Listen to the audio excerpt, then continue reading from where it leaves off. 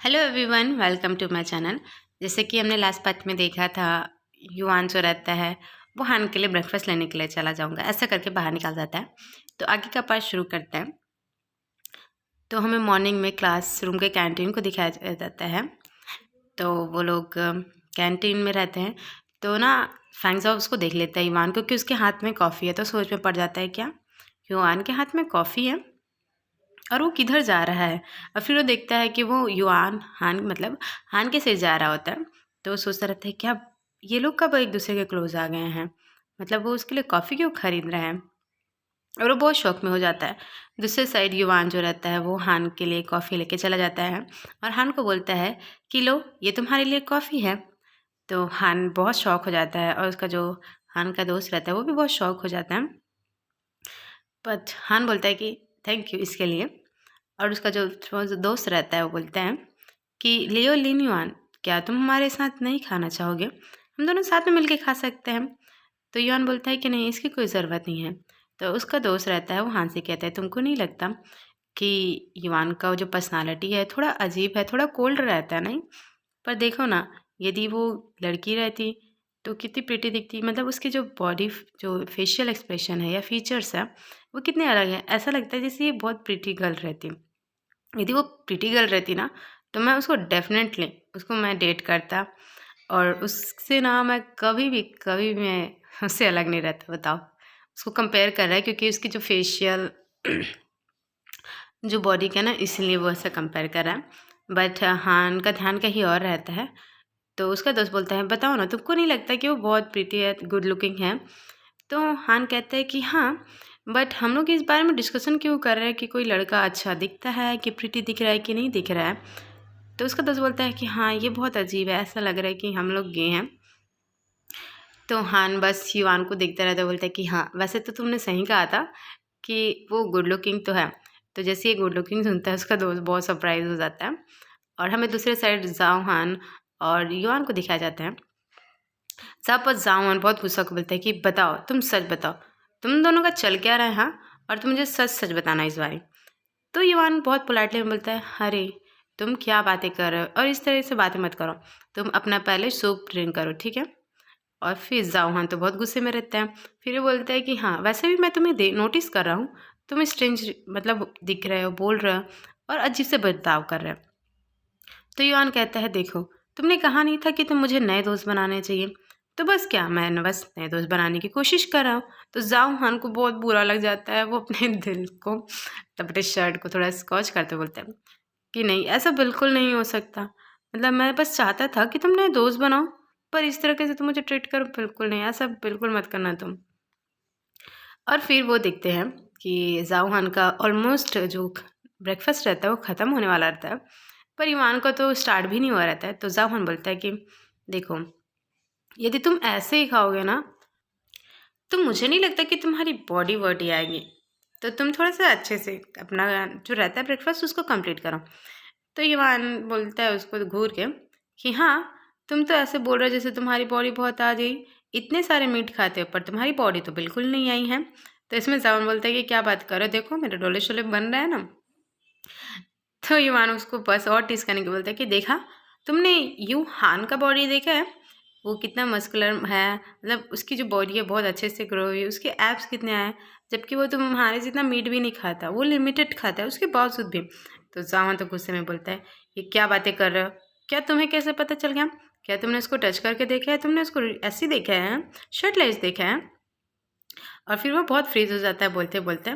फिर युवान बोलता है कि हाँ वैसे मैंने उसको टच नहीं किया है, फिर भी मुझे पता है।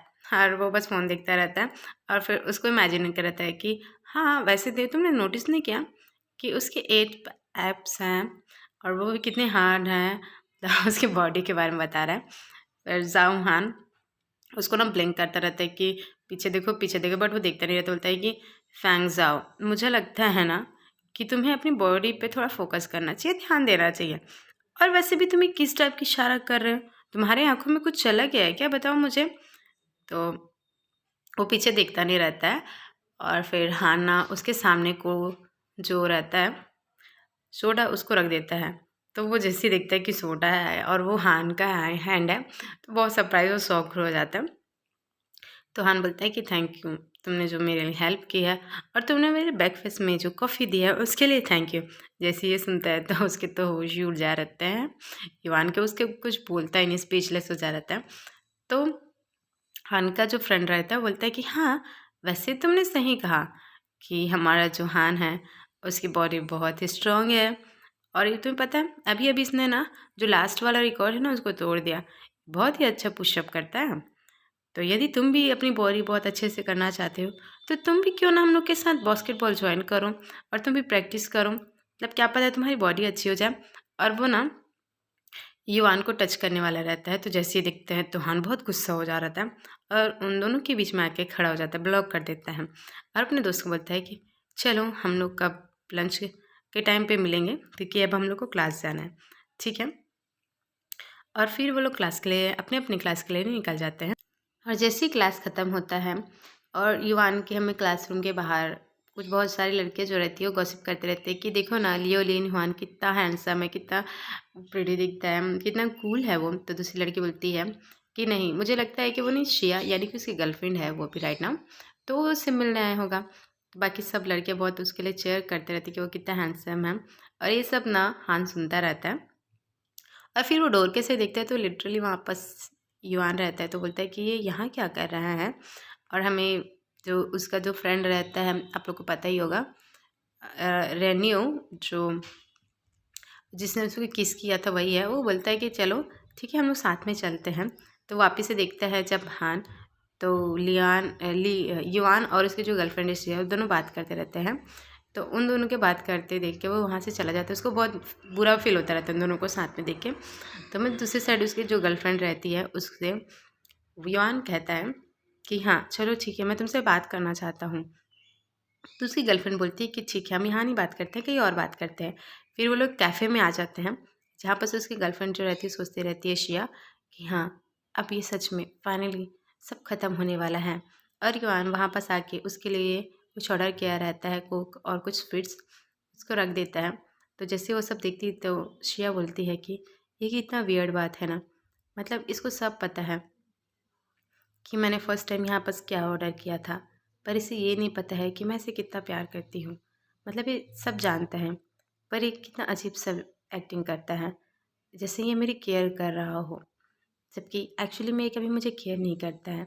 और दूसरी साइड युवान कुछ कहना चाहता है बट वो बोल नहीं पाता रहता है, उसको बहुत हेजिटेट करता रहता है। तो जो शिया रहती है वो बोलती है कि ठीक है अब हमें ब्रेकअप कर लेना चाहिए, मैं अब तुम्हारे साथ बिल्कुल नहीं रहना चाहती और मुझे नहीं लगता कि हम दोनों का आगे कुछ होगा। तो युवान सर झुका के बोलता है ठीक है, क्योंकि वो बहुत गिल्टी फील करता रहता है। वैसे तो वो खुद चाहता था ब्रेकअप करना पर ऐसा कह ही नहीं सकता था वो। और शिया वहाँ से बहुत जल्दी जल्दी में निकल जाती है बट उसके हाथ को रोकते हुए युवान बोलता है कि आई एम सॉरी, मुझे माफ़ कर दो इन सब के लिए। और शिया बोलती है कि तुम्हें मुझे माफ़ी मांगने की कोई ज़रूरत नहीं है, वैसे भी तुम मुझे कभी पसंद करते नहीं थे, तो तुम्हारे लिए ये तो कुछ है ही नहीं ना, तुम फील ही नहीं करते थे। और वो उस कैफ़े से भाग जाती है वहाँ से। और युवान दूसरे साइड जो वेटर रहता है उनको बोलते हैं कि ये सब चीज़ें आप वापस से पैक कर दीजिए। और युवान हमें हॉस्पिटल में दिखाया जाता है, वो जो हान रहती है उसकी ग्रैंड माँ से मिलने आया रहता है। तो उसके लिए वो कुछ स्वीट्स वगैरह और फ्रूट्स लेके आ रहता है। पर वो उसको थोड़ा-सा याद आ जाता है कि ओह माय गॉड, मुझे तो याद ही नहीं है कि युआन की जो ग्रैंडमदर है वो कहाँ पर है, मतलब कौन से वार्ड पे है। तो फिर वो फर्स्टली हान को कॉल लगाता है कि यदि वो बता देगा कि उसकी ग्रैंड माँ कौन से वार्ड में है, बट वो पिकअप नहीं करता है। फिर वो सडनली देखता है कि रेन्यू उसके जस्ट साइड से गुजरा है। तो वो रेन्यू को देख के ना थोड़ा चौंक जाता है। बट रेन्यू बहुत पोलाइटली बोलता है कि क्या कोइंसिडेंट है, हम दोनों यहाँ पास मिल गए। बट इवान का पूरा चेहरा ही डाउन हो जाता है ये जब सुनता है तो। और फिर वो दोनों लिफ्ट में रहते हैं क्योंकि वो लोग दूसरे से बात नहीं करते रहते हैं। फिर रेन्यू बोलता है क्या तुम्हारी फैमिली से कोई सिक है, कोई हॉस्पिटलाइज है, कोई बहुत खास इंपॉर्टेंट पर्सन है क्या। तो युवान सेम क्वेश्चन करता है कि तो तुम्हारी फैमिली में मेंबर में कोई हॉस्पिटलाइज है क्या, कोई सिक है, इंजर्ड है क्या। बट रेनू बोलता है कि नहीं, यहाँ पास कोई एल्डर है जिसकी मैं केयर कर रहा हूँ। और युवान जैसी एल्डर सुनता है तो बहुत गुस्से में हो जाता है और वो गुस्से में बोलता है क्या तुम यूहान की ग्रैंड मदर से मिलने आए हो। तो रेनू ये सुन के शॉक हो जाता है कि इसको कैसे पता चल जाता है। और फिर जो फ्रूट्स लेके आया रहता है, जो स्वीट्स लेके आया रहता है, वो रेनू को देते बोलते हैं कि ठीक है, तो तुम उसकी ग्रैंड मदर को ये सब दे देना, ठीक है। और फिर वो मन में सोचता रहता है कि इन दोनों क्या कपल हैं, इन दोनों का रिलेशन क्या है, और वो छत पे इसको किस क्यों किया, मैं इसको पूछूं क्या, नहीं नहीं ये कितना गलत है, मैं इसको बिल्कुल पूछ नहीं सकता हूँ, मतलब वैसे भी ये लोग रिलेशनशिप में हैं, तभी तो ये अब उसकी ग्रैंड मदर की देख रेख करने आया है, उसकी इतनी केयर कर रहा है, और क्या पता ये दोनों आफ्टर ग्रेजुएशंस वो एक दूसरे से शादी कर लें, इसलिए वो जल्दी जल्दी से उसके जो फ्रूट्स रहते हैं उसको दे देता है और बोलता है कि ठीक है, तुम इसे रखो और उसकी ग्रैंड मदर को दे देना, ठीक है। और देखो, मुझे लगता है कि उसकी ग्रैंड मदर को बोलना कि वो अपनी केयर करें, और वो जल्दी जल्दी से वहाँ से निकलने लग जाता है। तो रेनू उसको बोलता है कि एक्चुअली ग्रैंड मदर्स जो स्वीट्स है ना वो बिल्कुल नहीं खाते हैं, तो उसको बहुत ही बुरा लग जाता है, और वो ऑरेंज भी नहीं खा सकती क्योंकि उनको जल्दी कफ हो जाता है। तो ये सब सुन के तो ईवान का दिल ही टूट जाता है, और वो जल्दी जल्दी से लिफ्ट से बाहर निकल के भागने लग जाता है, और रेनू उसको रोकने की कोशिश करता है पर वो नहीं रुकता है। तो आज का पार्ट मैं यही ख़त्म कर रही हूँ। I hope you like this video. Thank you, bye bye.